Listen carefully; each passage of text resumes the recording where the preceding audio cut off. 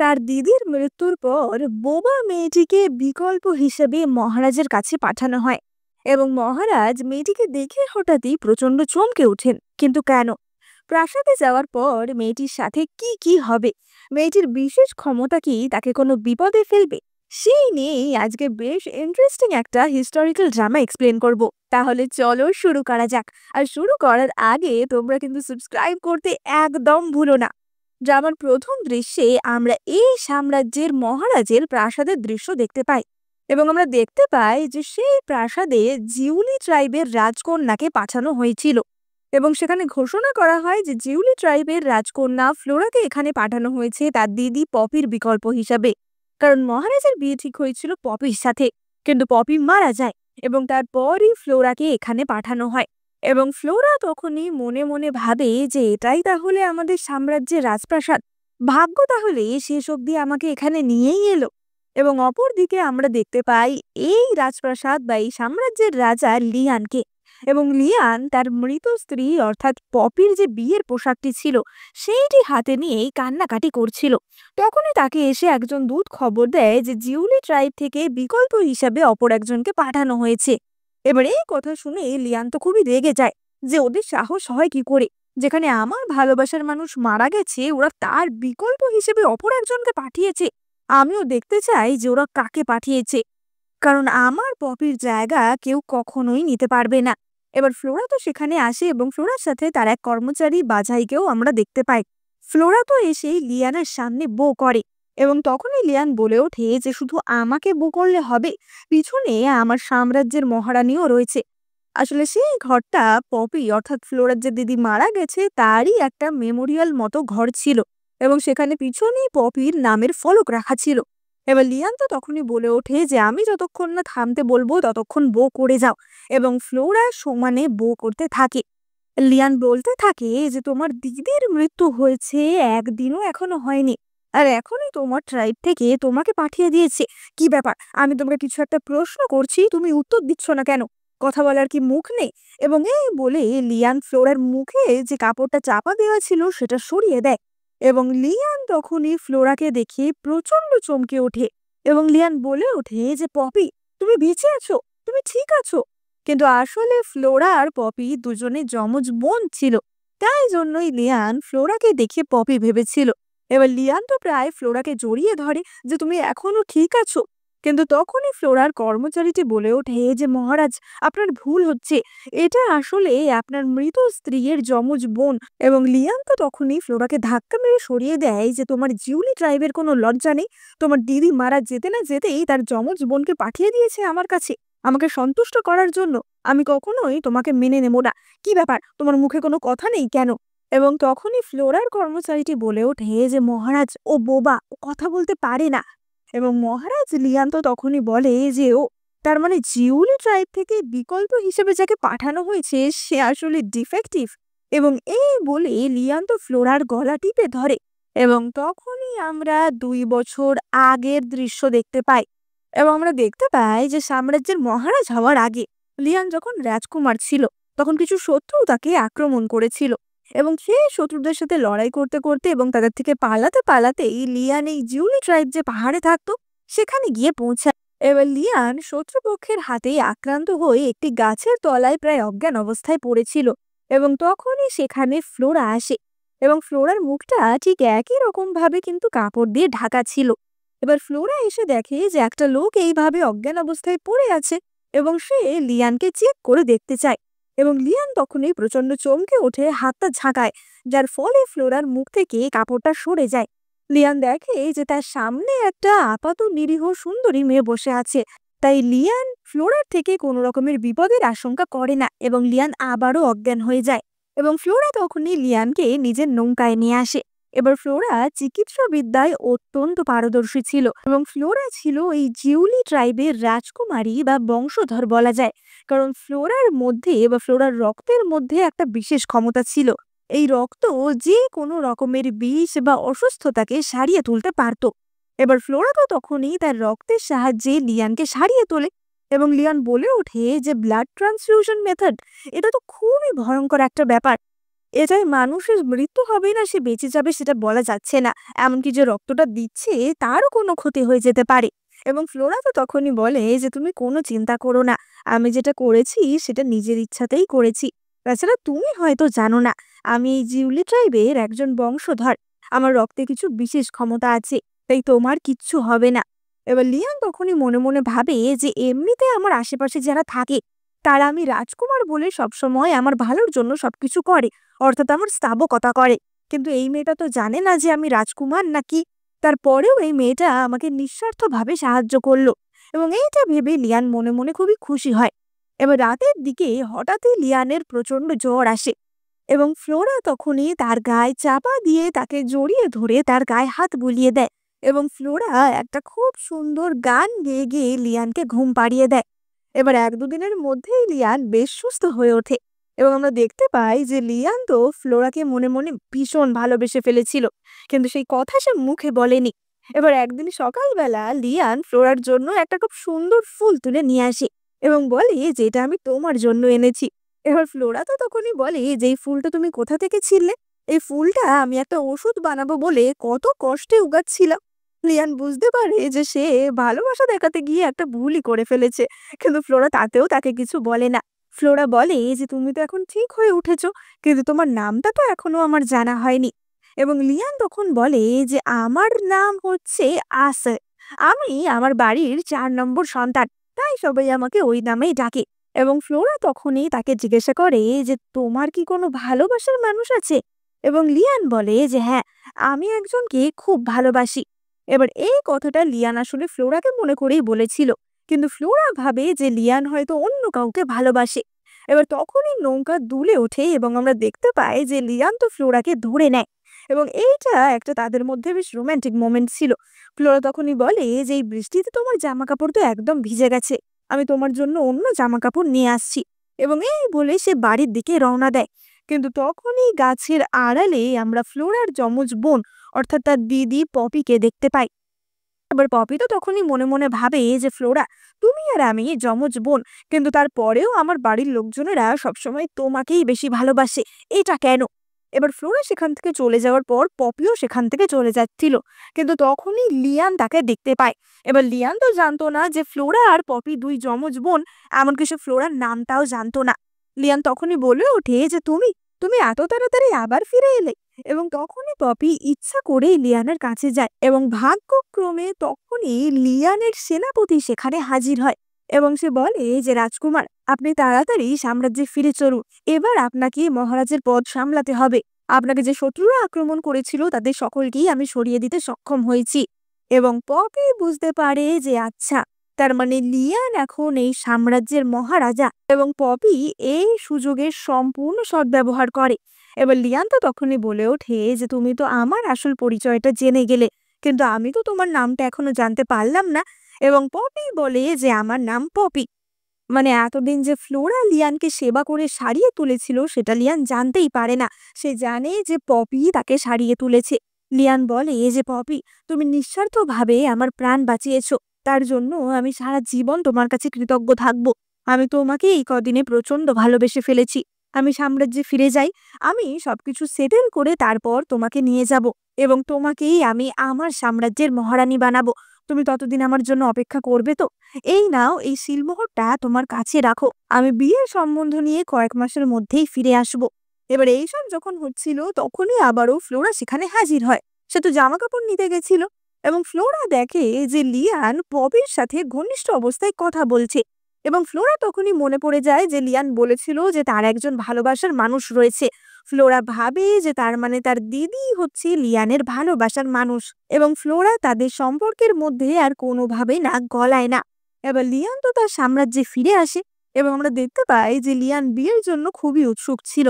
তার ওপর রাজকুমার হান যে হামলাগুলো চালিয়েছিল সেই সব বিপদ এখন কেটে গেছিল এবং লিয়ান নিজে হাতে একটি বিয়ের পোশাক বানিয়েছিল পপিকে বিয়ে করার জন্য।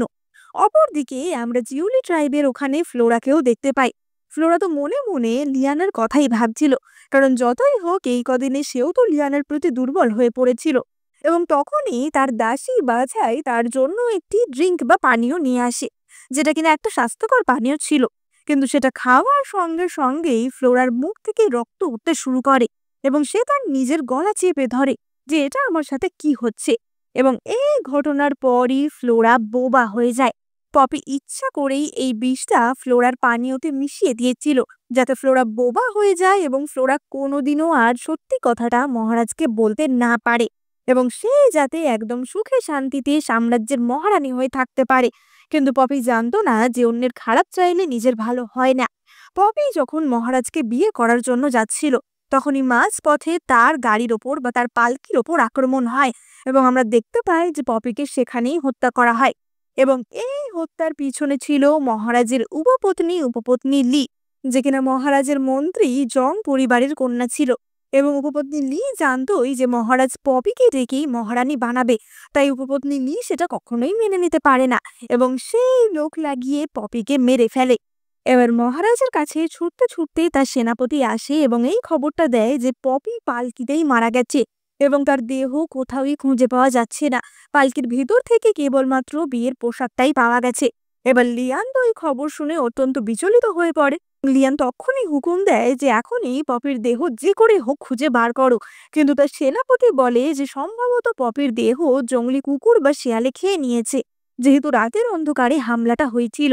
এবং এই কথা শুনে মহারাজের তো মাথা প্রচন্ড গরম হয়ে যায় যে পপিকে মারা হয়েছে জিউলি ট্রাইবেরই বাউন্ডারির ভেতরে, সুতরাং নিশ্চয়ই তাদের মধ্যে কোনো লোকই এমনটা করেছে। এবং মহারাজের এই রাগকে শান্ত করার জন্যই ফ্লোরাকে পাঠানো হয় বিকল্প হিসাবে।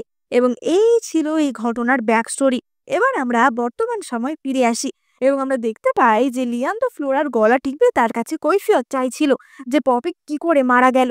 এবং তখনই সে ফ্লোরার হাতে একটা কাটা দাগ দেখতে পায় এবং লিয়ান চমকে উঠে তাকে ছেড়ে দেয়, কারণ এই কাটা দাগ তো পপির হাতে থাকার কথা ছিল, কারণ পপি তো তার প্রাণ বাঁচিয়েছিল নিজের রক্ত দিয়ে। এবং তখনই সেখানে হাজির হয় উপপত্নী লি। এবার উপপত্নী লি তো ফ্লোরাকে দেখে প্রচন্ড চমকে যায়। উপপত্নী লি ভাবে যে এক্ষুনি না একে আমি মেরে ফেললাম, তাহলে এ আবার কোথা থেকে এলো। এবং সে পরক্ষণেই বুঝতে পারে যে এটা আসলে পপির যমজ বোন। এবার মহারাজ তো 1 মিনিটের জন্য ধন্দে পড়ে গেছিল যে এটা তাহলে আসলে কে। কিন্তু পরক্ষণেই লিয়ান ভাবে যে না, এই মেয়েটা কখনোই আমার ভালোবাসার মানুষ হতে পারে না, হলে নিঃসন্দেহেই আমি চিনতে পারতাম। এবং উপপত্নী লি তো তখনই বলে ওঠে যে মহারাজ, আপনি রাগ করছেন কেন? আপনি মেয়েটাকে আবার ওর বাড়িতে ফিরিয়ে দিন, ওকে এখানে রাখার তো কোনো দরকার নেই। কিন্তু মহারাজ তখনই বলে ওঠে যে না, আমি চাই মেয়েটা এখানেই থাকুক। আমিও দেখতে চাই যে ও নিজের বোনের বিকল্প হিসেবে কিভাবে আমার কাছে ক্ষমা চায়। এবার উপপত্নী লি তো মনে মনে বুঝতেই পারে যে মহারাজ এখনো পপির মুখের মায়াটা ত্যাগ করতে পারছে না, তাই জন্যই সে ফ্লোরাকে নিজের কাছে রেখে দিচ্ছে। এবং উপপত্নী লি ঠিক করে যে সে ফ্লোরাকে মহারাজের চোখে বিষাক্ত করেই ছাড়বে। এবার আমরা রাতের বেলার দৃশ্য দেখতে পাই এবং আমরা দেখতে পাই যে ফ্লোরার ঘরে একজন কর্মচারী আসে। তার হাতে পপির বিয়ের পোশাকটি ছিল এবং কর্মচারীটি বলে যে মহারাজ ফ্লোরাকে এই পোশাকটি পরে নিতে বলেছে এবং পরে মহারাজের সাথে দেখা করতে বলেছে। এবার ফ্লোরা তো কথা মতো সেই পোশাক পরে লিয়ানের সাথে দেখা করতে যায় এবং লিয়ান তো ফ্লোরাকে দেখিয়ে আবারও পপি বলে ভুল করে। লিয়ান বলে ওঠে যে পপি, তুমি এসে গেছো, তাহলে ভগবান আমার প্রার্থনায় সাড়া দিয়েছে। এবং সে গিয়ে ফ্লোরাকে জড়িয়ে ধরে। এবার ফ্লোরা তো তখনই একটুখানি অস্বস্তি অনুভব করে যে এমনটা কেন হচ্ছে। সে বলতে চায় যে না, এমনটা না, আমি আসলে ফ্লোরা। কিন্তু সে বোবা হওয়ায় সে তো এই কথা বলতে পারে না। লিয়ান তখনই বুঝতে পারে যে এটা পপি নয়, এটা ফ্লোরা। এবং সে তো তখনই ঠাস করে ফ্লোরাকে এক চড় মারে এবং তখনই সেখানে আবারও উপপত্নী লি হাজির হয়। উপপত্নী লি বলে ওঠে যে মহারাজ, আপনি রাগ করবেন না, আমি তো পপির বিয়ের পোশাকটা খুবই যত্ন করে রেখেছিলাম, কিন্তু সেটা হঠাৎই আমার কাছ থেকে চুরি হয়ে যায়। এবং লিয়ের কর্মচারীটি বলে ওঠে যে মহারাজ, আসলে ফ্লোরা এসে আমাকে জোর করলো বিয়ের পোশাকটা দেওয়ার জন্য, তাই আমি ওকে দিতে বাধ্য হয়েছি। মানে উপপত্নী লি ফ্লোরাকে পুরোই ফাঁসিয়ে দেয়। এবার তখনই একজন সৈন্য সেখানে আসে এবং বলে যে মহারাজ, আমরা মহারানী পপির যে কর্মচারীটি ছিল তাকে খুঁজে পেয়েছি। সে এতদিন জঙ্গলের মধ্যে লুকিয়েছিল।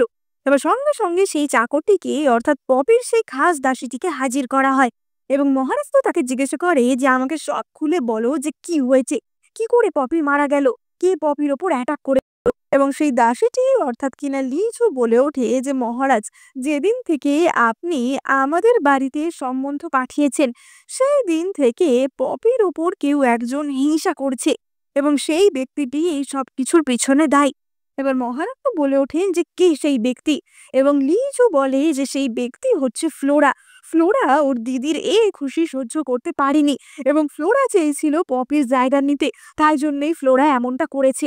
এবার লিয়ান তো তখনই জিজ্ঞাসা করে যে কিন্তু তুমি এই কথা কি করে জানলে? তুমি কি করে জানলে যে ফ্লোরাই ওই আক্রমণকারীদের পাঠিয়েছিল?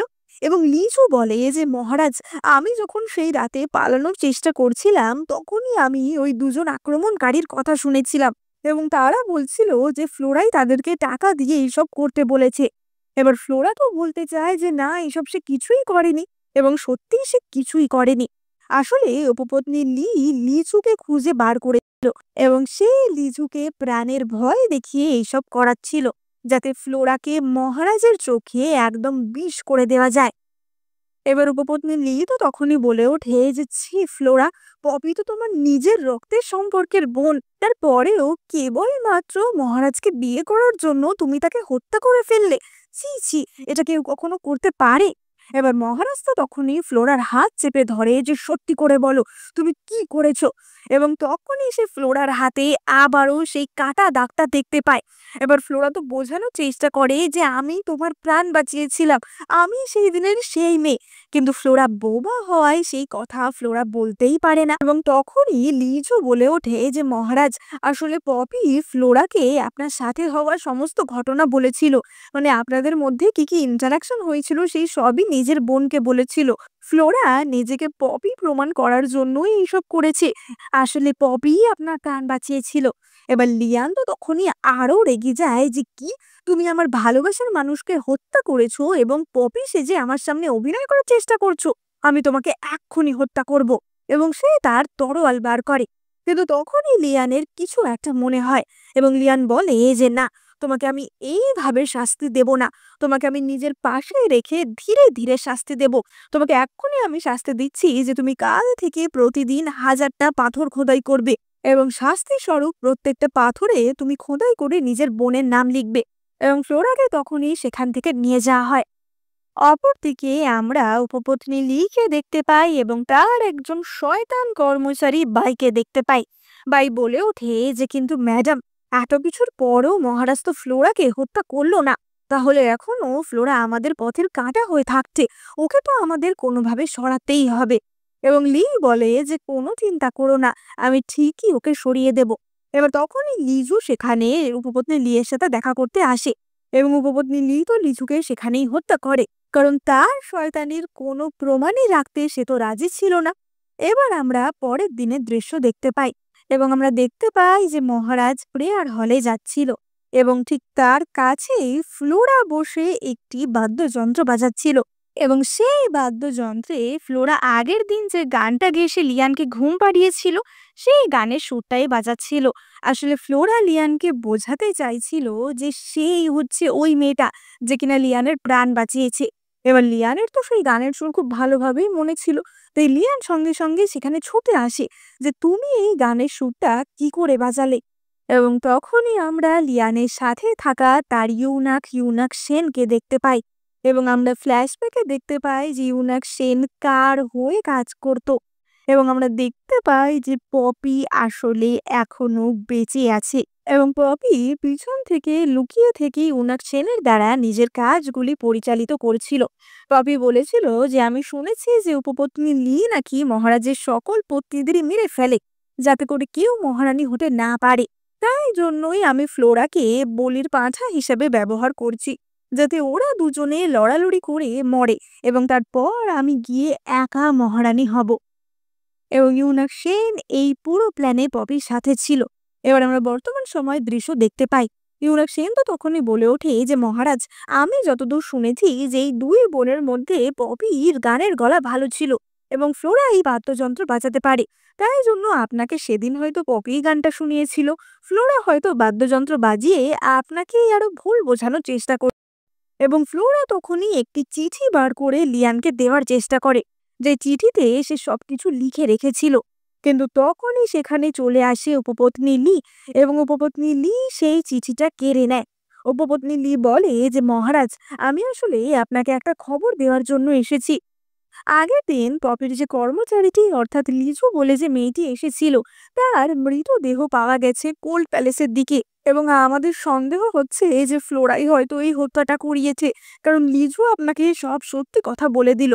মানে উপপত্নী লি নিজে যে দোষটা করেছিল সেটা ফ্লোরার ঘাড়ে চাপিয়ে তাকে মহারাজের চোখে আরো খারাপ করে দেয়। এবার লিয়ান তো তখনই উপপত্নী লিকে বলে যে তুমি এখন এই হারেমের প্রধান, তাই তুমি এই ব্যাপারটা ভালো করে ইনভেস্টিগেট করো যে ফ্লোরা আদেও এই কাজটা করেছে কিনা। এবং উপপত্নী লি তো তাতে খুবই খুশি হয়, কারণ এখন সে ফ্লোরার ওপর অত্যাচার করার সব রকমের সুযোগ পেয়ে গেছিল। এবার উপপত্নী লি ফ্লোরাকে নিজের প্রাসাদে নিয়ে আসে, এবং সে তো নানাভাবে ফ্লোরাকে অত্যাচার করে তার কাছ থেকে কনফেশন বার করার চেষ্টা করে যে সেই আসলে লিজুকে হত্যা করেছে। কিন্তু ফ্লোরা কোনোভাবেই কনফেশন পেপারে সাইন করে না, এমনকি সে তো উপপত্নী লিয়ের হাতও কামড়ে দেয়। কিন্তু উপপত্নী লি তাতেও থামে না, এবং সে নানাভাবে ফ্লোরাকে ভীষণই অমানবিক অত্যাচার করতে থাকে। অপরদিকে আমরা লিয়ানকে দেখতে পাই, এবং লিয়ানের তখনই মনে হয় যে আচ্ছা, লিজুর দেহটা যে জায়গা থেকে পাওয়া গেছে সেটা নাকি খুবই গোপন একটা জায়গা। প্রায় 10 দিন পর লিজুর দেহ পাওয়া গেল। তা এত গোপন জায়গা ফ্লোরা কি করে জানবে? ফ্লোরাতে কিছুদিন হলো রাজমহলে এসেছে, তাহলে কি সত্যি ফ্লোরা এই হত্যার পিছনে আছে? এবং তখনই তো ফ্লোরার যে কর্মচারীটি ছিল অর্থাৎ বাঝাই এসে মহারাজকে বলে যে মহারাজ, আপনি ফ্লোরাকে বাঁচান, পত্নী লি ফ্লোরার উপর প্রচন্ড অত্যাচার করছে। মহারাজ তো সঙ্গে সঙ্গে উপপত্নী লিয়ের ঘরে হাজির হয়, কিন্তু মহারাজ সেখানে গিয়ে দেখেন যে উপপত্নী লিয়ের ঘরে ফ্লোরা কোথাওই নেই। লি বলে যে ফ্লোরাকে তো আমি কিছুক্ষণ আগেই মুক্তি দিয়ে দিয়েছি। এবং মহারাজ চলে যাওয়ার পরই আমরা দেখতে পাই যে উপপত্নী লি আসলে ফ্লোরাকে আলমারিতে ঢুকিয়ে রেখেছিল, যাতে মহারাজ তাকে খুঁজে না পায়। এবং উপপত্নী লি তখনই একটি ছুরি তুলে নেয় ফ্লোরার মুখটা নষ্ট করে দেওয়ার জন্য, কিন্তু তখনই সেখানে মহারাজ লিয়ান আসে এবং ছুরিটা হাত দিয়ে আটকে দেয়। লিয়ান বলে যে লি, তোমাকে আমি বলেছিলাম ব্যাপারটা তদন্ত করে দেখতে, তোমাকে আমি ওর ওপর অত্যাচার করতে বলিনি, আমি ছাড়া ওর গায়ে কেউ যেন হাত না দেয়। এবং লিয়ান সেখান থেকে ফ্লোরাকে বাঁচিয়ে আনে। এবার এই ঘটনায় উপপত্নী লিয়ের মাথা তো আরোই খারাপ হয়ে যায় যে তার কোনো প্ল্যানই সাকসেসফুল হচ্ছে না। এবং তখনই আবারও তার শয়তান কর্মচারী বাই তাকে একটা বুদ্ধি দেয় যে ফ্লোরা যাই করুক না কেন, তুমি যদি লিয়ানের সন্তানের মা হতে পারো তাহলেই তো খেল খতম, তোমাকে কোনোভাবে লিয়ানের সন্তানের মা হতে হবে। এবার উপপত্নী লি তো মহারাজের খাবারে একটি অ্যাফ্রোডিসিয়াক ড্রাগ মিশিয়ে দেয়, এবং সেইটা মহারাজের কাছে নিয়ে গিয়ে পেশ করে যে মহারাজ, গতকালের জন্য আমি অত্যন্ত ক্ষমাপ্রার্থী, আমি কখনোই আর এমনটা করব না, আমি এটা আপনার জন্য বানিয়ে এনেছি, আপনি এটা একটু খেয়ে দেখুন। এবার সেই খাবার খাওয়ার পর লিয়ানের ওপর অ্যাফ্রোডিসিয়াকের প্রভাব তো শুরু হয়ে যায়, এবং তখনই লি তার সাথে ঘনিষ্ঠ হওয়ার চেষ্টা করে। কিন্তু লিয়ান তো তাকে ধাক্কা মেরে সরিয়ে দেয় এবং প্রেয়ার হলে চলে যায়, এবং প্রেয়ার হলে তখন ফ্লোরা উপস্থিত ছিল, ফলে লিয়ান ফ্লোরার সাথেই ঘনিষ্ঠ হয়ে পড়ে। এবার উপপত্নী লি যখন এই কথা জানতে পারে তার মাথা আরো খারাপ হয়ে যায় যে আমার প্ল্যানটা তো ফেল করলোই, এবং তার সুবিধাটা নাকি হবে ফ্লোরা, সেটা আমি কখনো হতে দেবই না। এবার উপপত্নী লি তো সকাল হতেই প্রেয়ার হলে হাজির হয়, যেখানে কিনা লিয়ান এবং ফ্লোরা ছিল। এবং লি বলে যে মহারাজ, আসলে আমি গত রাতে খবর পেয়েছিলাম যে ফ্লোরা নাকি চিকিৎসকের কাছ থেকেই কিছু অ্যাফ্রোডিসিয়াক নিয়েছে। তখনই আমার সন্দেহ হয়েছিল যে ও হয়তো আপনাকে ফাঁসানোর জন্য আপনার খাবারে কিছু মেশাবে, তাই আমি তাড়াহুড়ো করে এখানে এলাম। এবার ফ্লোরা তো তখন মহারাজকে ইশারায় বলে যে আমি এমনটা করিনি, এটা ও করেছে। কিন্তু লিয়ান কোনো মতেই ফ্লোরার কথা বিশ্বাস করে না। লিয়ান বলে যে এক্ষুনি ফ্লোরার ঘর সার্চ করে দেখা হোক সেখানে কোনো অ্যাফ্রোডিসিয়াক রয়েছে কিনা। এবং ফ্লোরার ঘর সার্চ করে স্বাভাবিকভাবেই সেই ওষুধটা পাওয়া যায়। মানে ফ্লোরার ঘরে সেটা রাখিয়ে দেওয়াটা বা এইটুকু জিনিস প্ল্যান করা উপপত্নী লিয়ের কাছে তো কোনো ব্যাপারই ছিল না। এবং লিয়ান তো ফ্লোরার ওপর প্রচন্ড রেগে যায় যে তোমার এত সাহস হয় কি করে, তোমার দিদির মেমোরিয়ালের সামনে তুমি আমার সাথে এমন নোংরামি করছো, তুমি আমার সন্তানের মা হতে চাও, তুমি কি ভেবেছো এমনটা হলে আমি তোমাকে ক্ষমা করে দেব? এবং লিয়ান তখনই একটি খুবই শক্তিশালী গর্ভনিরোধক ওষুধ ফ্লোরাকে খাইয়ে দেয়, যেটার প্রভাব ফ্লোরার দেহে খুবই বাজেভাবে পড়তো, এবং সে সেখান থেকে রেগে মেগে চলে যায়। অপরদিকে আমরা কর্মচারী বাইকে দেখতে পাই, অর্থাৎ কিনা উপপত্নী লিয়ের হয়ে যে কাজ করতো তাকে দেখতে পাই। এবং আমরা দেখতে পাই যে এই কর্মচারী বাইয়ের সাথে রাজকুমার হানের একটা যোগাযোগ ছিল, অর্থাৎ রাজকুমার হান যে কিনা লিয়ানকে প্রথমে মারার চেষ্টা করেছিল। এবং রাজকুমার হানই কর্মচারী বাইকে এই অ্যাফ্রোডিসিয়াকটা দিয়েছিল, যেটা একদিকে অ্যাফ্রোডিসিয়াক হিসাবে কাজ করে এবং অন্যদিকে একটা খুব শক্তিশালী বিষ হিসাবে কাজ করে। এবং এটা যদি লিয়ানের দেহে একাধিকবার যায় তাহলে সেটা লিয়ানের দেহকে কমজোর করে ফেলবে। মানে একদিকে বাই উপপত্নী লিয়ের হয়ে কাজ করছিল এবং অপরদিকে রাজকুমার হানের হয়ে। এবার লি তো মনে মনে ভাবে যে এত কিছু হয়ে গেল তারপরেও মহারাজ ফ্লোরার প্রতি একটু হলেও কিন্তু নরম স্বভাব দেখাচ্ছে, কারণ সে ফ্লোরাকে কখনোই মৃত্যুদণ্ড দিচ্ছে না। এবং উপপত্নী লি তার পরবর্তী চাল চালে, সে ফ্লোরাকে সেখান থেকে অজ্ঞান করিয়ে একটি ঘরে বন্দি করে, যেখানে সে অপর দুজন সৈন্যকে ঢুকিয়ে দেয় ফ্লোরার সাথে অসভ্যতা করার জন্য। এবার ফ্লোরা তো সেখান থেকে বেঁচে পালানোর জন্য চেঁচামেচি করছিল এবং উপপত্নী লিয়ের কাছে খবর আসে যে সব কাজ ঠিক মতো হয়ে গেছে। এবার মহারাজ যখন দেখবে যে ফ্লোরা এরকম র্যান্ডম দুজন সৈন্যর সাথে অসভ্যতা করছে, মহারাজ নিঃসন্দেহে ফ্লোরাকে মৃত্যুদণ্ড দেবে। এবার আমরা অপর দিকে লিয়ানকে দেখতে পাই এবং লিয়ান ওই ঘরের সামনে দিয়ে যাচ্ছিল, অর্থাৎ যে ঘরে কিনা ফ্লোরাকে বন্দি করে রাখা হয়েছিল সেই ঘরের সামনে দিয়ে। এবং তখনই লিয়ান সেখান থেকে কিছু অদ্ভুত আওয়াজ শুনতে পায়। এবার লিয়ান তো সঙ্গে সঙ্গে সেই ঘরে প্রবেশ করে এবং সেই সৈন্যগুলিকে বন্দি করে। এবার ততক্ষণে সেখানে উপপত্নী লি চলে আসে এবং সে বলতে থাকে যে ছি ফ্লোরা, তুমি মহারাজের দুজন সৈন্যর সাথে এইসব অসভ্যতা করছিলে? তুমি জানো না এটা আমাদের হারেমের নিয়মের খেলাফ, সুতরাং তোমাকে এক্ষুনি রাজদণ্ড দেয়া হবে। এবার ফ্লোরা তো বলতে চায় যে আমি কিছু করিনি, কিন্তু তার গলা দিয়ে তো কোনো স্বর বেরোচ্ছিল না এবং সে প্রচন্ড চেষ্টা করছিল কথা বলার, যাতে সে লিয়ানকে সব সত্যিটা বলতে পারে। এবং তখনই ফ্লোরার মুখ দিয়ে রক্ত উঠে আসে এবং ফ্লোরা লিয়ানকে তার সেই নামে ডেকে ওঠে। ফ্লোরা বলে যে এবং আমরা বুঝতে পারি যে ফ্লোরা তার গলার স্বর ফিরে পেয়েছিল। এবার ফ্লোরা যে লিয়ানকে আসে বলে সম্বোধন করে সেই নামটা কেবলমাত্র পপিরই জানার কথা ছিল। মানে লিয়ান তো তাই ভাবছিল যে সে তো কথাটা কেবলমাত্র পপিকেই বলেছিল। তাই লিয়ান বলে ওঠে যে এই নামটা তুমি কি করে জানলে? এবং ফ্লোরা তখনই বলে যে তুমি তোমার পরিবারের চতুর্থ সন্তান, তুমি তো আমাকে বলেছিলে। উপপত্নী লি তো তখনই বলে ওঠে যে ও, তার মানে তুমি এতদিন কথা বলতে পারতে? তুমি বোবা সেজে এতদিন মহারাজকে ভোলানোর নাটক করছিলে। তাছাড়া আজকে তুমি যা করেছো তার জন্য তোমাকে শাস্তি পেতেই হবে।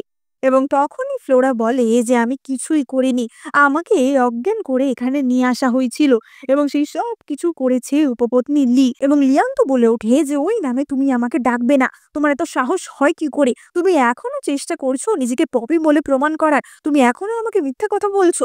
এবার ফ্লোরা তো বুঝতে পারে যে সে যতই সত্যি কথা বলার চেষ্টা করুক না কেন লিয়ান তার কথাতে বিশ্বাসই করবে না এবং সে আর কিছু বলা বন্ধই করে দেয়। এবং লিয়ান তখনই বলে ওঠে যে তোমার যদি আমার সাথে ঘনিষ্ঠ হওয়ার এত ইচ্ছা থাকে তাহলে আজকের পর থেকে তুমি আমার স্লেভ হয়ে থাকবে। এবার ফ্লোরার যে কথা বলার শক্তি ফিরে এসেছে এই খবর গিয়ে পৌঁছায় পপির কাছে এবং ইউনাক সেন তো তাকে সব কথা বলে।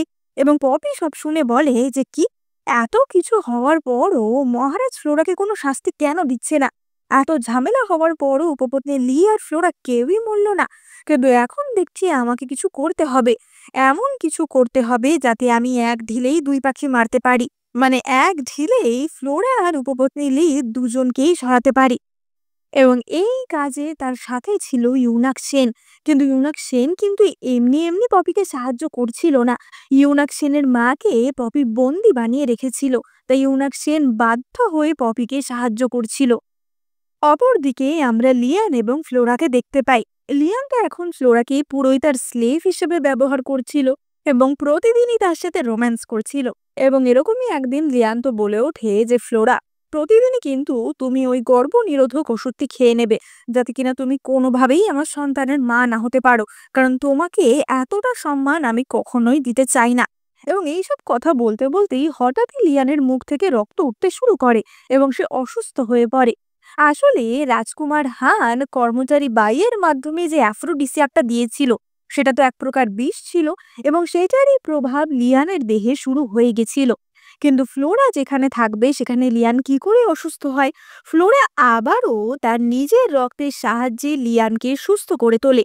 কিন্তু এইসব বিষয় যখন হচ্ছিল তখনই দরজার আড়াল থেকে কর্মচারী বাই পুরো বিষয়টা লুকিয়ে লুকিয়ে দেখে, এবং কর্মচারী বাই এটাও জানতে পারে যে ফ্লোরার রক্তে এইরকম একটা প্রতিষেধক রয়েছে, যেটা কিনা যে কোনো অসুস্থ ব্যক্তিকে বা যে কোনো বিষ থেকে সারিয়ে তুলতে মানুষকে সাহায্য করবে। এবং এই কথা সে গিয়ে উপপত্নী লিকে বলে। এবার উপপত্নী লিও বুঝতে পারে যে মহারাজ যদি ঘুণাক্ষরেও টের পায় যে ফ্লোরার এরকম একটা ক্ষমতা রয়েছে, সেই মহারাজকে সারিয়ে তুলেছে, তাহলে তো মহারাজ ফ্লোরাকে মাথায় করে রাখবে, এবং তখন উপপত্নী লিয়ের মহারানী হওয়ার স্বপ্ন চিরতরে ভেঙে যাবে। এমনিতেই তো পপির জন্য সে মহারানী হতে পারছে না। পপি মারা গিয়েও মহারাজের মনে জায়গা করে রেখেছে, তারপর এখন ফ্লোরা তার সমস্ত প্ল্যানে বাধা দিচ্ছে। তাই উপপত্নী লি এখানে একটা শয়তানি খেলা খেলে। উপপত্নী লি বলে যে মহারাজ তো এখনো ঘুম থেকে ওঠেনি, এখনই এই মেয়েটাকে এখান থেকে সরিয়ে নিয়ে যাও। এবার তারা সেখান থেকে অর্থাৎ লিয়ানের পাশ থেকে ফ্লোরাকে সরিয়ে নিয়ে চলে যায়, এবং উপপত্নী লি তখনই লিয়ানের পাশে শুয়ে পড়ে। মানে এমনটা দেখায় যে গত রাতে সেই লিয়ানের সাথে ছিল এবং লিয়ানকে সেই প্রাণে বাঁচিয়েছে। এবার লিয়ান তো ঘুম থেকে ওঠার সঙ্গে সঙ্গেই বলে ওঠে যে তুমি এখানে কি করছো? কালকে রাতে ঠিক কি হয়েছিল আমার ঠিক মনে পড়ছে না। এবং উপপত্নী লি বলে যে মহারাজ আপনি এখন ঠিক আছেন তো, তাহলেই হবে। এবং এই বলে সে তো তাড়াতাড়ি সেখান থেকে চলে যাচ্ছিল, কিন্তু লিয়ান তাকে আটকে নেয় এবং তার হাতে একটি কাটা চিহ্ন দেখতে পায়। আসলে উপপত্নী লি সেটা নিজের মাথার কাটা দিয়েই করে নিয়েছিল, যাতে মহারাজ কোনো সন্দেহ না করে। এবং উপপত্নী লি মিথ্যে করে বলে যে মহারাজ গত রাতে মনে হয় ফ্লোরাই আপনার ওপর কোনো বিষ প্রয়োগ করেছিল, তার জন্য আপনি অসুস্থ হয়ে পড়েছিলেন, কিন্তু তারপর আমি আসি এবং আমি আপনাকে বাঁচাই। এবার লিয়ান তো এই কথা শুনে উপপত্নী লিয়ের ওপর খুবই সন্তুষ্ট হয় এবং সে আবারও ফ্লোরাকে শাস্তি দেয়।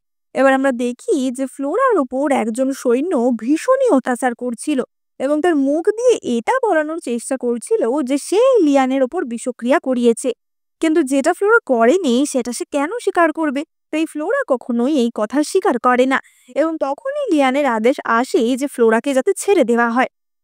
অপরদিকে আমরা লিয়ানকে দেখতে পাই। এবার লিয়ানের সামনে তো অনেকক্ষণ ধরে ইউনাক সেন ঘোরাঘুরি করছিল কিছু একটা বলার জন্য, এবং লিয়ান তাকে বলে ওঠে যে কি ব্যাপার, তুমিও কি বোবা হয়ে গেলে নাকি? এবং সেন বলে যে না মহারাজ, মানে আমি একটা কথা বলবো ভাবছিলাম, আপনি তো এখনো শিওর না যে আপনার ওপর বিষক্রিয়া কে করেছিল, তাহলে আপনি ফ্লোরাকে কোনো শাস্তি সেভাবে না দিয়েই ছেড়ে দিলেন। এবং লিয়ান তখনই বলে যে আমি খুব ভালো করেই জানি আমার ওপর বিষক্রিয়া কে করেছিল।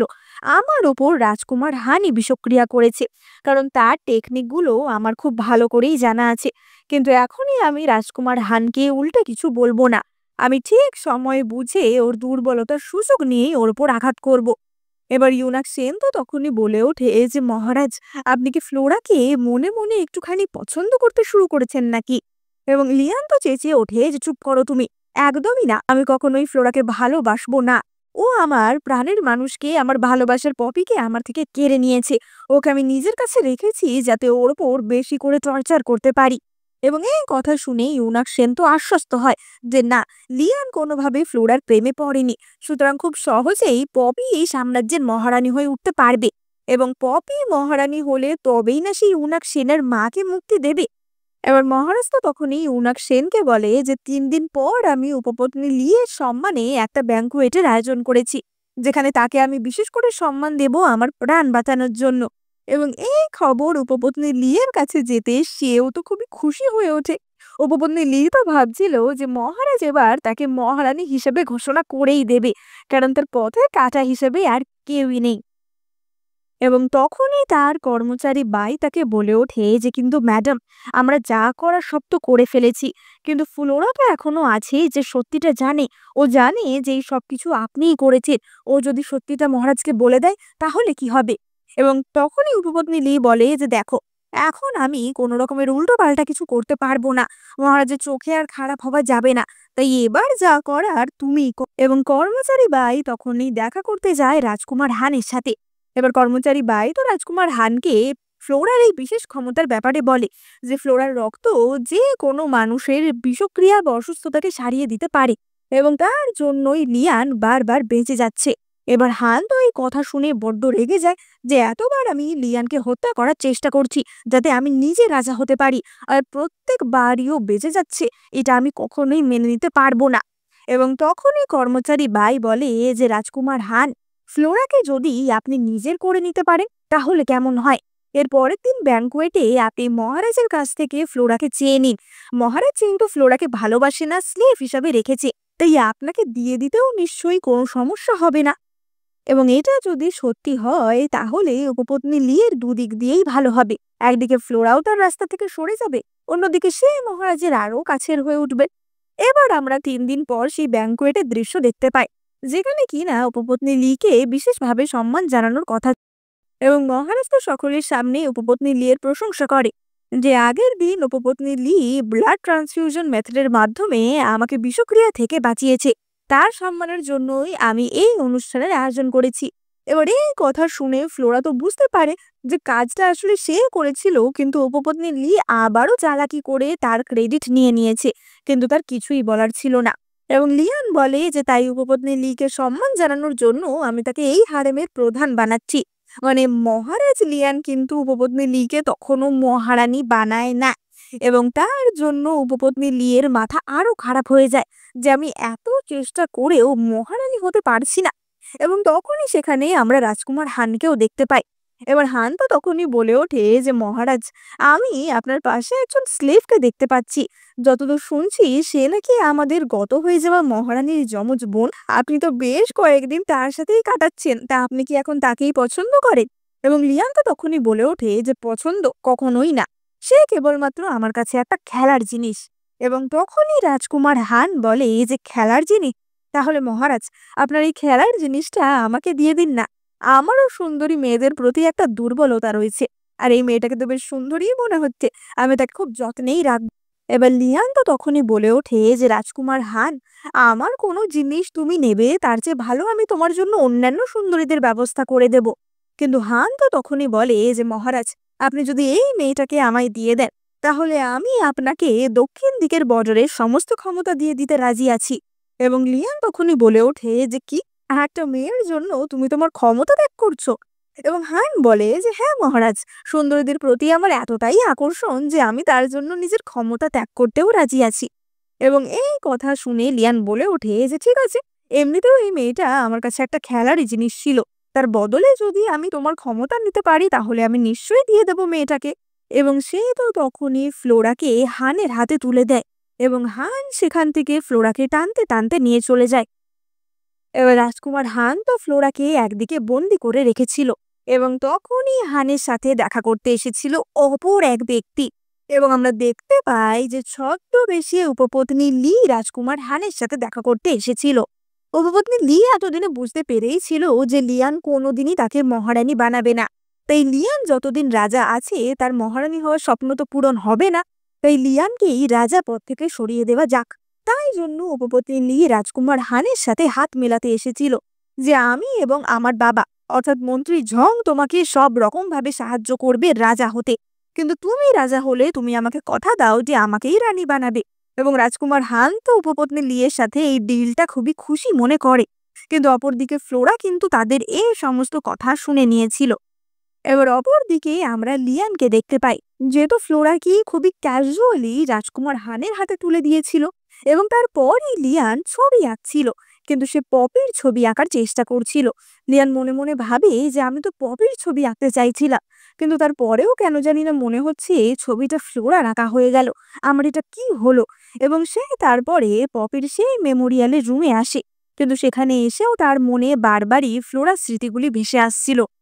তার বারবার মনে পড়ছিল সে ফ্লোরাকে কত রকম ভাবে টর্চার করেছে, কত রকম ভাবে কষ্ট দিয়েছে, এবং সেই সব ভেবেই লিয়ানের মাথা খারাপ হয়ে যাচ্ছিল।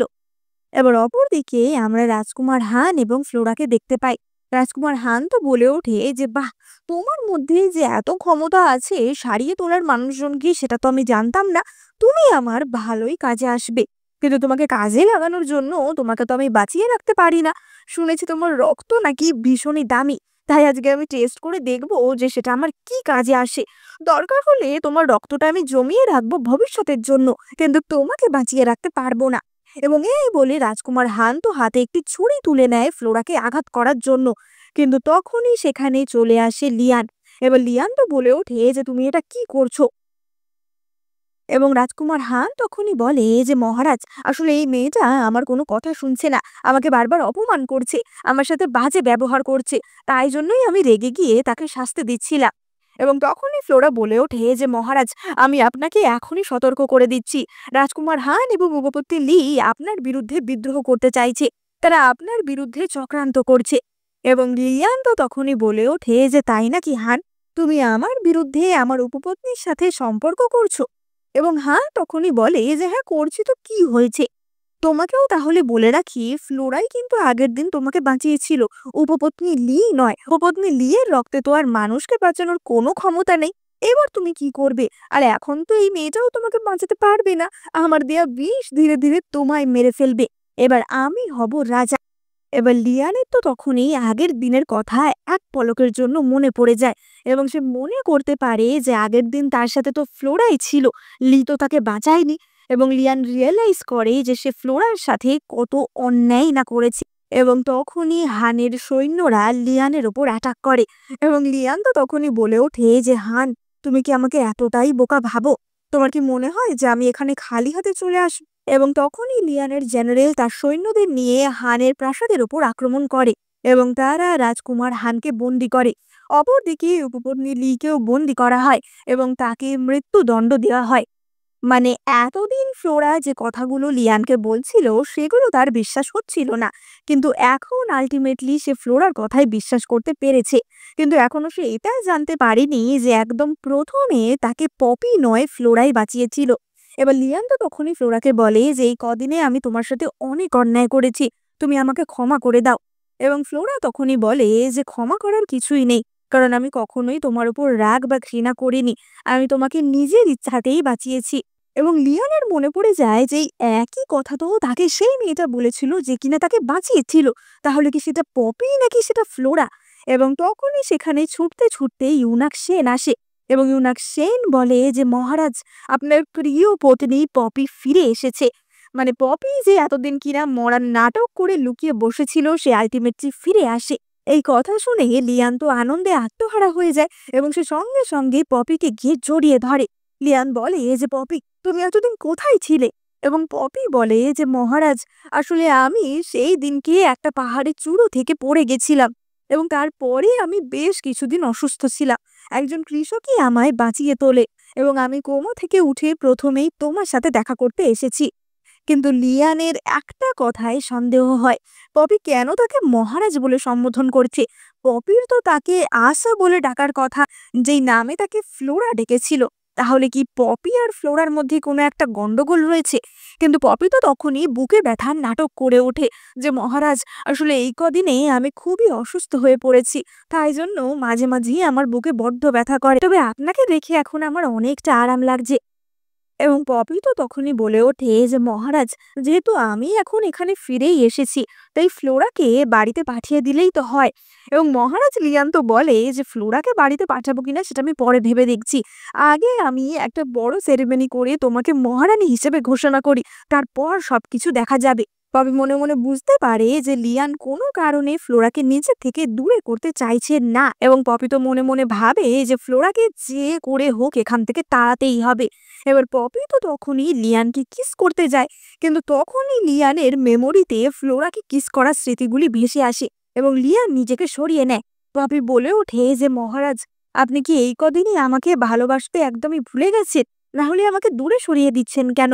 আপনি কি ফ্লোরাকে ভালোবেসে ফেলেছেন নাকি? এবং লিয়ান বলে যে তুমি কি বলছোটা কি পপি, তুমি আমার কাছে অনেক বেশি দামি, তাই আমি তোমার সাথে কোনো তাড়াহুড়ো করতে চাই না, আগে আমি তোমাকে নিজের মহারানী বানাই। যাও তুমি রেস্ট করো, আমার কিছু কাজ রয়েছে সেগুলো কমপ্লিট করতে হবে। এবং এই বলে লিয়ান সেখান থেকে চলে যায়। এবং তখনই পপির মনে পড়ে যায় যে ইউনাক সেনও কিন্তু তাকে একই কথা বলেছিল যে মহারাজ হয়তো বা ফ্লোরার সাথে অ্যাটাচড হয়ে গেছে। এবং তখনই আমরা ফ্ল্যাশব্যাকে দেখতে পাই যে পপি কিন্তু ইউনাক সেনকে সেখানেই খতম করে দিয়েছিল, কারণ পপি তার প্ল্যানের কোনো প্রমাণই রাখতে চায়নি। এবার আমরা পরের দিনের দৃশ্য দেখতে পাই এবং আমরা দেখতে পাই যে মহারাজ খবর পায় যে ইউনাক সেন মারা গেছে। ইউনাক্সিনের বডিটা পাশেরই একটি লেক থেকে পাওয়া গেছে এবং সন্দেহ করা হচ্ছে যে হয়তোবা সে জলে পড়ে গিয়ে ডুবে মারা গেছে।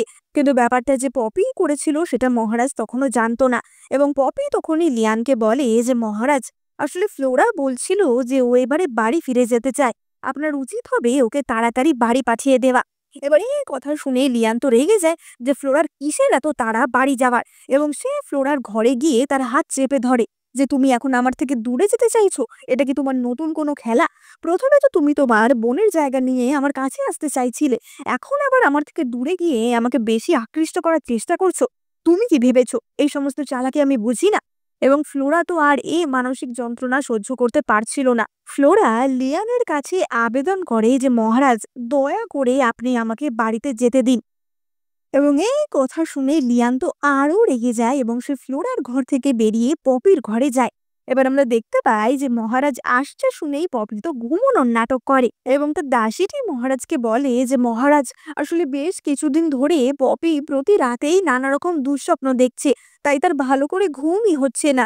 সে প্রতিদিনই প্রায় ঘুমের মধ্যে আপনার নাম নিয়ে নিয়ে জেগে ওঠে। মানে এই সবই মিথ্যে কথা মহারাজকে বলা হচ্ছিল এটা বোঝানোর জন্য যে পপি মহারাজকে কতই না ভালোবাসে। এবার লিয়ান তো গিয়ে পপির পাশে বসে, কিন্তু তখন আবারও পপির মধ্যে সে শুধু ফ্লোরাকেই দেখতে পায়। এবার লিয়ানের এক মুহূর্তের জন্য সন্দেহ হয় যে পপি তাকে বাঁচিয়েছিল কিনা, এবং সে তখনই পপির হাতটা নিয়ে দেখে যে পপির হাতে ওই কাটা দাগটা রয়েছে কিনা। এবং সে দেখে যে না, পপির হাতে তো কাটা দাগ রয়েছে। লিয়ান মনে মনে ভাবে যে ইস, আমি কেনই বা পপিকে শুধু মুধু সন্দেহ করছি, সত্যি তো পপিই আমাকে বাঁচিয়েছে। কিন্তু আসলে পপির হাতের দাগটাও নকলি ছিল। এবার পপি তো তখনই ঘুম থেকে ওঠার নাটক করে যে লিয়ান, তুমি এখানে কি করছো? শেষ পর্যন্ত তাহলে তুমি আমার কাছে এলে। আমি তো ভয়ই পেয়ে গেছিলাম যে তুমি মনে হয় আমাকে আর ভালোই বাসো না, আজকে রাতটা অন্তত তুমি আমার কাছে থাকো। কিন্তু লিয়ান তখনই বলে ওঠে যে না না, আসলে আমার কিছু কাজ আছে, তুমি ভালো করে ঘুমাও, রেস্ট নাও, আমি কালকে সকালে তোমার সাথে দেখা করতে আসবো। এবার পপি তো বুঝতে পারে না সে কি করে লিয়ানের মন জিতবে, এবং তখনই তার কর্মচারীটি বলে ওঠে যে ম্যাডাম, আর 2-3 দিন পরেই মহারাজের জন্মদিন, আপনি বরং মহারাজের জন্মদিনে তাকে কিছু একটা উপহার দিয়ে তার মন জয় করতে পারে। এবং পপি ঠিক করে সে তাই করবে। সে পরের দিন গিয়ে লিয়ানকে জিজ্ঞাসা করে যে লিয়ান, কিছুদিন পরেই তো তোমার জন্মদিন, তুমি বলো যে জন্মদিনে তুমি আমার থেকে কি উপহার চাও? এবং লিয়ানের তখনই মনে পড়ে যে তার সাথে যখন পপি অর্থাৎ ফ্লোরার প্রথম দেখা হয়েছিল, সে গুনগুন করে একটা গান গাইছিল এবং সেই গানটা গেয়েই সে লিয়ানকে ঘুম পাড়িয়ে দিয়েছিল। এবং লিয়ান তো পপিকে বলে যে তোমার মনে আছে তুমি সেই যে গানটা গাইছিলে, তুমি আমার জন্মদিনে ওই গানটা গেয়েই শুনিও, সেটাই হবে আমার উপহার। এবার পপি তো জানতো না যে ফ্লোরা কি গান গেয়েছে, তাই সে মনে মনে ভাবে যে এক তো আমি ফ্লোরার মতো ভালো গানও গাইতে পারি না, দ্বিতীয়ত যদি গাইতে পারতামও আমি তো জানিই না যে ও কি গান গেয়েছে। যদি কোনোভাবে জানতে পারি যে ও কি গানটা গেয়েছে তাহলেই হবে, তাহলে আমি কোনোভাবে গানটা গেয়ে দেব। অপরদিকে লিয়ান ঘুরতে ঘুরতে আবারও ফ্লোরার ঘরের সামনেই চলে আসে এবং ফ্লোরা তো তাকে বলে যে মহারাজ, এবার কি আমি আমার বাড়িতে ফিরে যেতে পারি? এবং মহারাজ তো তখনই বলে ওঠে যে কি, তোমার বোন মৃত্যুর মুখ থেকে ফিরে এসেছে, কোথায় তোমার উচিত তোমার বোনের সাথে সময় কাটানো, তা না তুমি বারবার বাড়িতে ফিরে যাওয়ার কথা বলছো। এবং ফ্লোরা তখনই বলে যে সেটাই তো, পপি তো এখানে ফিরেই এসেছে, তাই আমার তো আর এখানে থাকার কোনো প্রয়োজনীয়তা নেই। তাছাড়া আমার রাজ্যেও তো আমার প্রয়োজন রয়েছে, আমার বাবা মার দেখভালের জন্যও আমার প্রয়োজন রয়েছে, তাই আমার উচিত হবে সেখানেই ফিরে যাওয়া। এবং তখনই লিয়ান বলে ওঠে যে কালকে জন্মদিন উপলক্ষে বেশ কিছু লোক আসবে, আমি শুনেছি তোমাদের জিউলি ট্রাইবে নাকি বেশ কিছু বিশেষ ধরনের খাবার বানানো হয়, তুমি সকলের জন্য সেই খাবার বানাবে। এবার বাঘাই তো তখনই বলে ওঠে যে মহারাজ, আপনি কি বলছেন?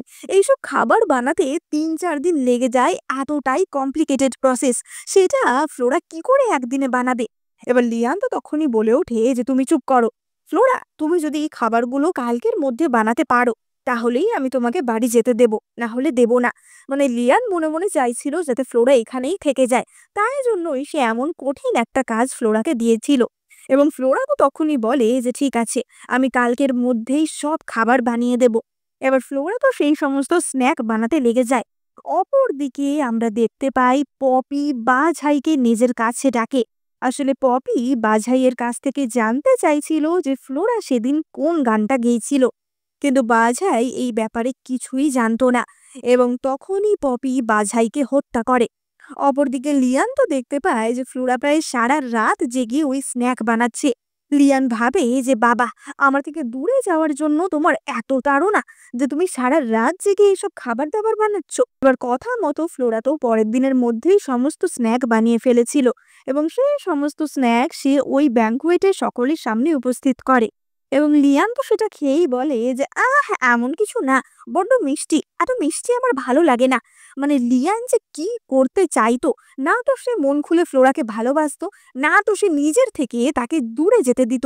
মানে পুরোই টক্সিক একটা লাভ সিচুয়েশন তৈরি করে রেখেছিল। এবার অপর দিকে ফ্লোরা তো সেই খাবার পপির সামনেও পেশ করেছিল এবং আমরা দেখতে পাই যে পপি তখনই লুকিয়ে লুকিয়ে খাবারে একটা বিষ মিশিয়ে নেয় এবং সেই খাবারটা পপি নিজেই খায়।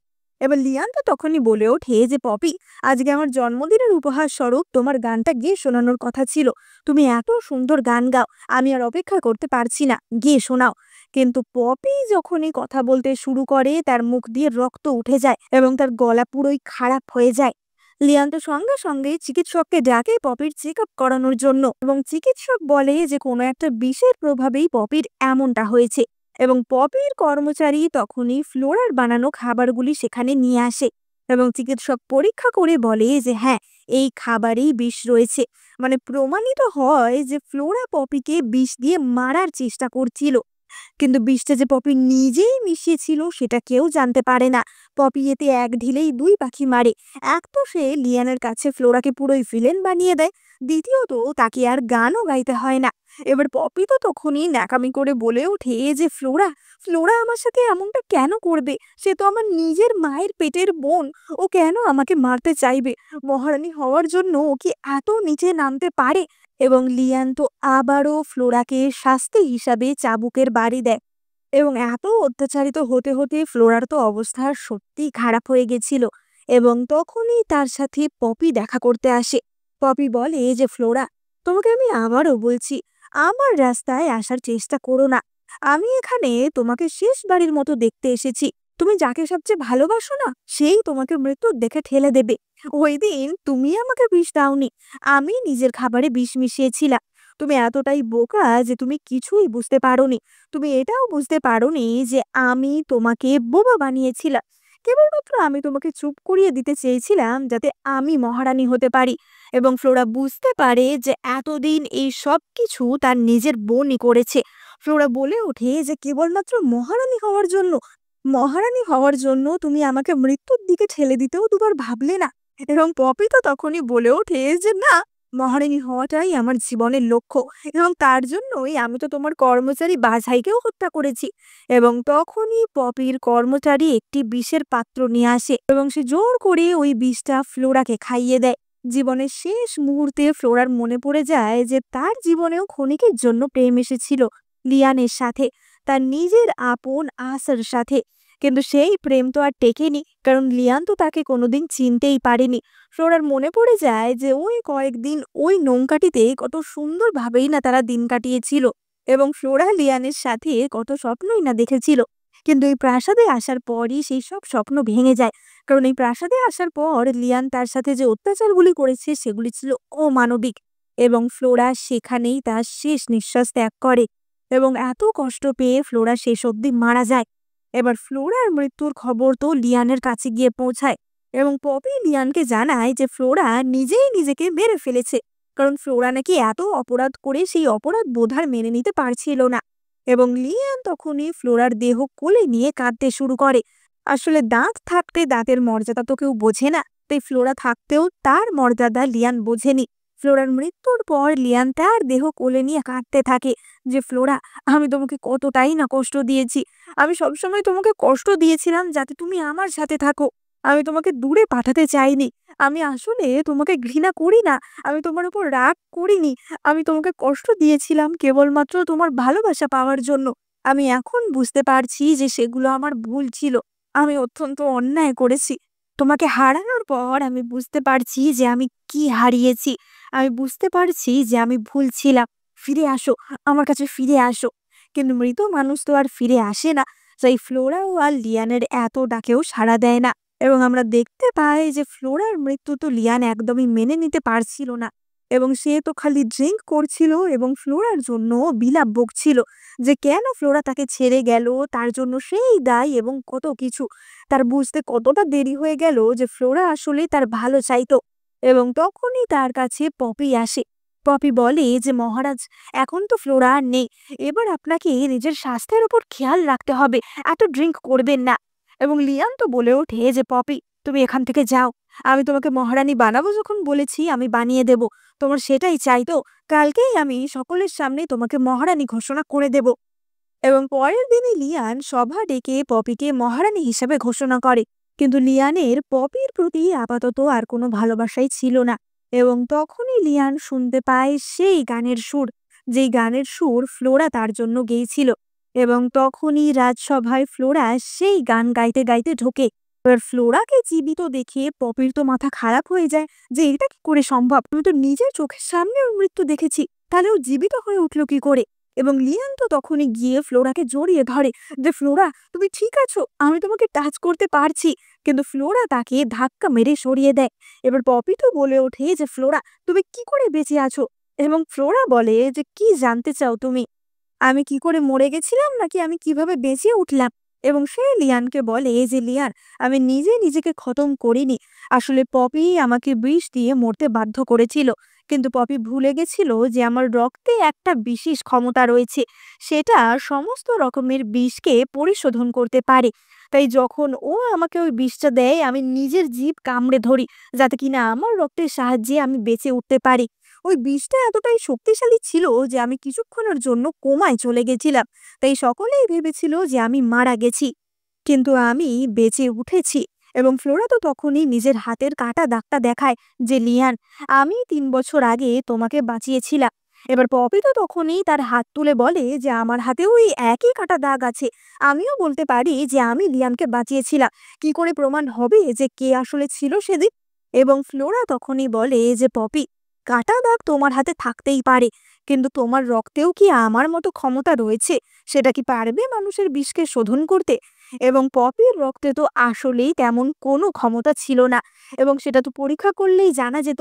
তাই পপি তার সমস্ত দোষ স্বীকার করতে বাধ্য হয়। পপি তো লিয়ানের কাছে গিয়ে ক্ষমা চায় যে মহারাজ, আমাকে ক্ষমা করে দিন, আমি আসলে ভুল করেছি লোভে পড়ে। এবং লিয়ান তো তখনই তার গলা টিপে ধরে যে তোমার এত সাহস হয় কি করে, তুমি আমার ভালোবাসার মানুষকে আমার থেকে এত দূরে সরিয়েছো, তাকে অত্যাচার করতে বাধ্য করেছো অন্যরা, এখনই এই বিষাক্ত মহিলাটাকে এখান থেকে সরিয়ে নিয়ে যাও। এবং তখনই পপিকে সেখান থেকে সরিয়ে নিয়ে যাওয়া হয়।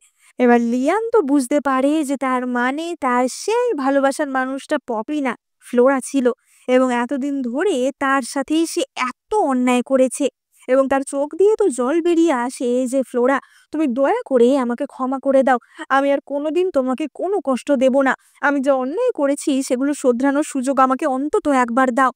এবং তখনই ফ্লোরা বলে ওঠে যে লিয়ান, আমি যখন প্রথমবার তোমাকে আশা বলে ডেকেছিলাম তখনই তো তোমার বুঝে যাওয়া উচিত ছিল যে আমি কে। তুমি যদি তোমার ভালোবাসার মানুষকে নাই চিনতে পারো, তাহলে এই ভালোবাসার কি মানে? আর তাছাড়া তোমার কাছে আমি তো মারাই গেছি, ভালোবাসা থাকুক বা না থাকুক, যে একজন মানুষের উপর এত অত্যাচার করতে পারে আমি তার সাথে কখনোই থাকতে পারবো না। এবং এই বলে ফ্লোরা সেখান থেকে বেরিয়ে আসে।